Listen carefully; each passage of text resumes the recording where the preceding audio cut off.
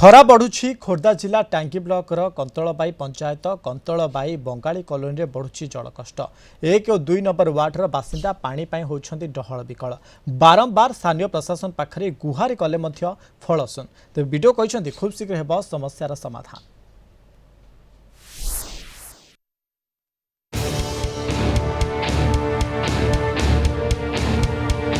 पानी पाई महिला लंबा धाड़ी गाँ दांडरे थिबा स्टैंडपोस्ट निकट रे लागिछि लाइन धाड़ी धाड़ी होई थुआ होईछि गरा बाल्टी और डेक्ची पानीय जल संग्रह पाई चलीछि प्रतियोगिता ट्याप्रु पानी झरुछि सालाइन ड्रॉप परी अन्यपटे माटी तळे जाइथिबा पानी पाइप निकट रे गात करी लोके संग्रह करुछन्ति पानी। ए दृश्य हेउछि खोर्धा जिला Tangi block Kantalbai panchayat Kantalbai Bengali colony 1 number वार्डर ए संपर्क में बारंबार स्थानीय प्रशासन को जणाइबा परे मध्य फलशून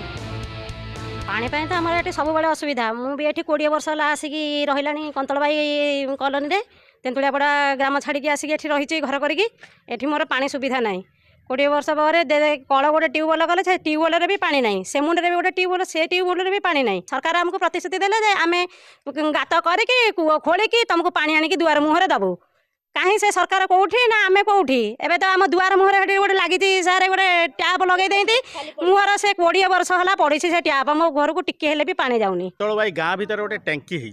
से टैंकी रू यही कंतलबाई कॉलोनी को पानी आसूची कंतलबाई कॉलोनी रे सलाइन ड्रॉप भलिया पानी आसू 2-3 जन नेले आउ 20 जन फेरिकी जाउछथि पानी एकदम आसूना यही समस्या आम RWSS ठू आरंभ करी बीडीओ ठू आरंभ करी आम समस्त को कहीचे किंतु आसती देखती जाती हाई स्कूल रे गोटे अच्छी सोलार टैंकी लोके सेठी जाइकी पीवा पानी आणुछंती खरा दिन आसिला माने पानी असुविधा कूह सुखी जाउची ट्यूबवेल रे पानी रहुनी सप्लाई पानी भी हमर आसुनी आपण देखंतु समस्त दुआर मुहरे गात खोलाई तथापि हमर पानी आसुनी ट्यूबवेल रे भी पानी रहुना आमे माने बहुत हैरान होचु पानी पे बहुत तरह में जणैचु हेले हां समस्त कहउचंती हां आमे पानी सुविधा कर देबो काई इलेक्शन आसिला समय रे समस्त कहि दउचंती तापर हाथ टेकी की समस्त बसंती काई किछि नाही।